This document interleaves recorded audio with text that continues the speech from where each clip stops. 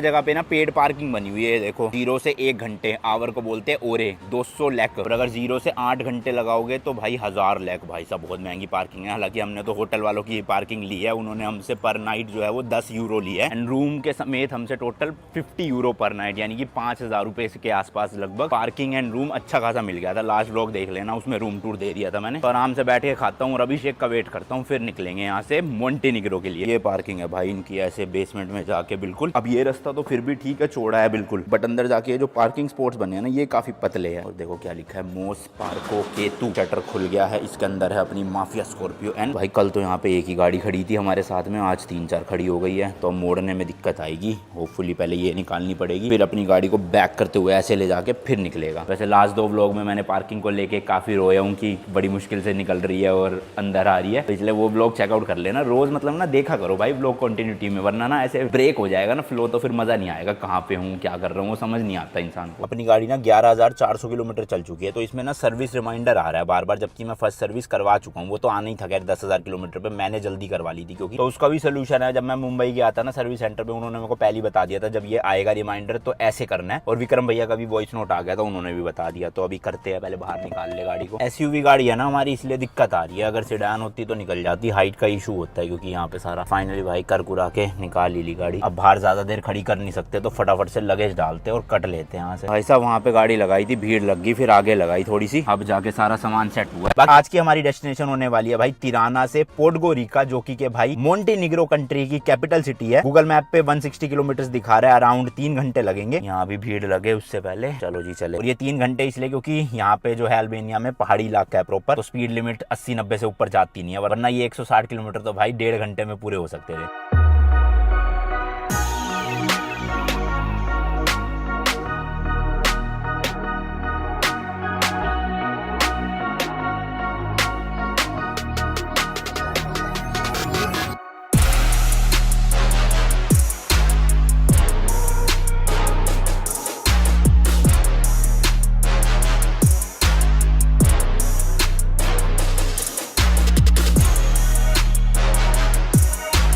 Google map भाई गांव के अंदर से लेकर जा रहे हो और फिर हाईवे पे जाके मिलाएगा। तरह के घर बने हुए हैं यहाँ के गांव में, और पूरे खेत ही खेत। अब पता नहीं किस चीज की खेती होती है यहाँ पे, बट है खेत बहुत सारे। रोड आप देखोगे ना, है तो भले ही पतली, बट भाई साहब बिल्कुल ऐसे चपाट बनी हुई है, गड्ढे वड्ढे है ही नहीं। गाँव के अंदर भी प्लेन रोड है। हालांकि ये जो बिल्कुल ही अंदर जा रही है गाँव के, वो तो खैर पर्सनल जमीनें होगी, तो लोगों ने बनाई है नहीं बनाई वो उनकी सरदर्दी है। और जो गवर्नमेंट का काम होगा भाई वो बिल्कुल साफ सुथरा है, और मार्किंग यहाँ भी कर रखी है प्रॉपर। बताओ, बाकी सुबह सुबह आते तो झाड़ियों में देख सकते थे, क्या पता कोई 2 नंबर कर रहा होता है यहाँ पे भी बैठ के।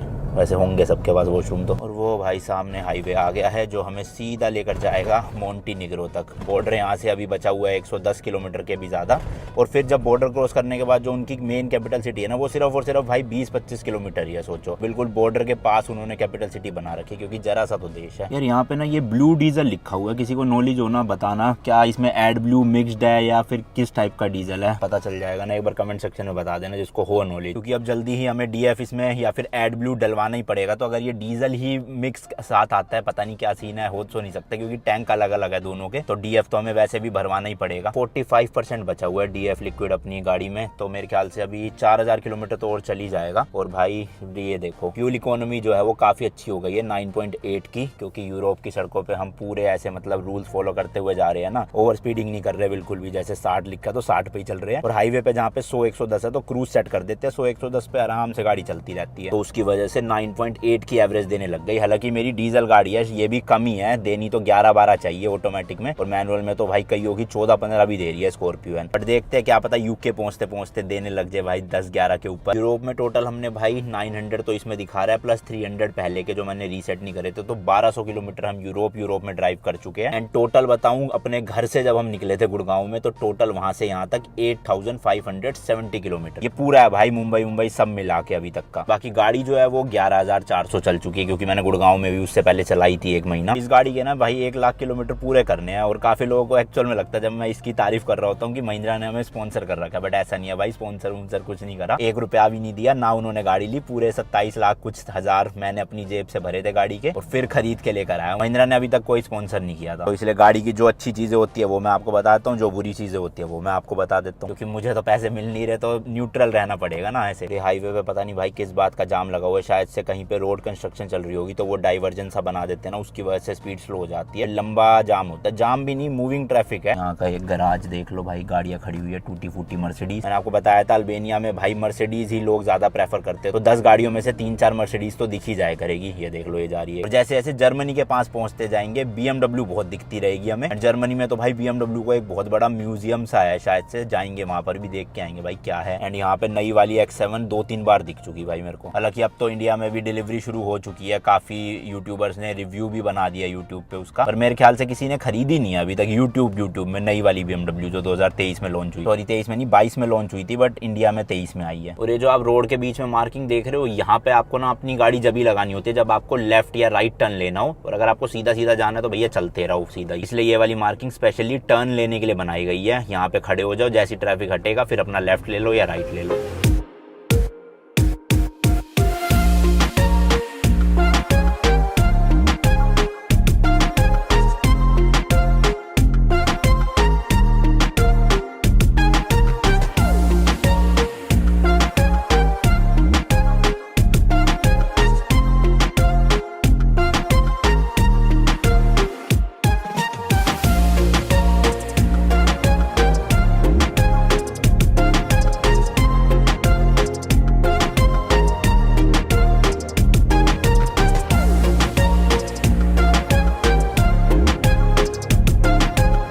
बॉर्डर भाई यहाँ से 20 किलोमीटर रह गया है, तो मेरे पास ना अल्बेनिया की थोड़ी करेंसी बची हुई है, थोड़ी नहीं मतलब ज्यादा बची हुई है, तो डीजल ही भरवा लेते हैं, वरना एक्सचेंज करवाऊंगा तो बहुत ज्यादा गंदा रेट मिलेगा। यहाँ पे कम से कम कुछ तो वसूल हो जाएगी। डीजल टोटल भाई 1500 लाख बचे हुए हैं हमारे यहाँ के, तो इतने का ही डलवाऊंगा। वैसे रेट चल रहा है यहाँ पे 171 लाख पर लीटर, और इन्होंने कन्वर्जन रेट भी लिखा हुआ है अपनी करेंसी और यूरो, USD एंड GBP। अब लेट्स सी 1500 लाख में कितना डीजल डालते हैं। हमारा ऐसा कार्ड होता है इनका, टच करते हैं फिर उसके बाद मशीन स्टार्ट होती है। टोटल भाई 8.52 लीटर आया है, ठीक है 8.5 लीटर लगभग इंडिया के 1500-1600 रुपए लगा लो आप एग्जैक्ट। यहीं पे भाई गाड़ी साइड में लगा दिया पार्किंग में, क्योंकि बॉर्डर आने वाला है, अब हमें जगह मिलेगी नहीं, तो इसलिए झंडा यहीं पे फहरा देते हैं अल्बेनिया का, ना रह जाएगा भाई इसी चक्कर में। एंड छोटी सी वॉशरूम ब्रेक भी ले लेंगे। पहले भाई जाके सुसु ही कर लूं, बड़ी तेज प्रेशर बन रहा है भाई। सब टूटी देख रहे हो कैसी लगा रखी है इंस्टेंट सी। चलो जी चलो कार्यक्रम शुरू करते हैं। यही एक जगह मिली भाई, वैसे हाईवेज पे ना पार्किंग स्पॉट्स बने होते हैं, बट यहाँ के हाईवे बिल्कुल पहाड़ वाले रास्ते है ना, तो उसकी वजह से है ही नहीं जगह साइडों में रोकने की गाड़ी, और जहाँ पे है भी तो वहाँ पे इतनी खुली जगह नहीं है कि हम आराम से लहरा सके खड़े होके, इसलिए पेट्रोल पंप पे ही ज्यादा सही है। Delhi to London road trip की भाई कंट्री नंबर 9 एंड अपनी गाड़ी से by road country number 8 Albania में आप सभी का स्वागत है।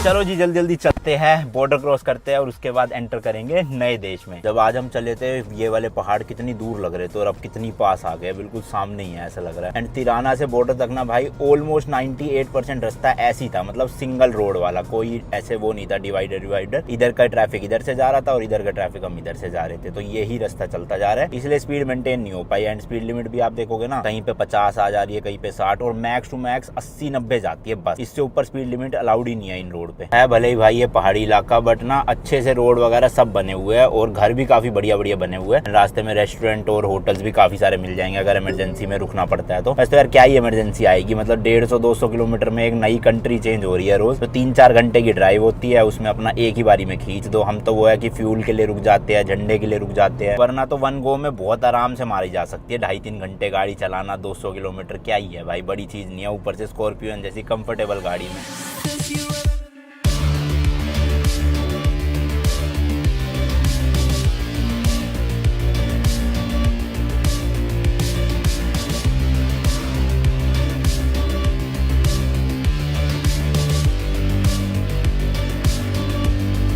लो जी लो, अल्बेनिया और मोंटेनिग्रो का जो है बॉर्डर आ चुका है। फटाफट से सारी काम धाम करवाते हैं जो हम हमेशा से करवाते हैं। एंड इस वाले बॉर्डर पे भाई ज्यादा भीड़ नहीं है, ट्रक व्रक तो है ही नहीं, 2-3 गाड़ियां खड़ी हुई है लाइन से बस। एंड जो हमने ग्रीस से लिया था इंश्योरेंस, उसमें भाई मोंटेनिग्रो नहीं है, तो मतलब कि वापिस से ये कहेंगे कि इंश्योरेंस लो, या तो ये छोड़ देंगे जैसे कि पहले अल्बेनिया वाले ऑफिसर ने छोड़ दिया था, कह रहे थे जाओ कोई बात नहीं।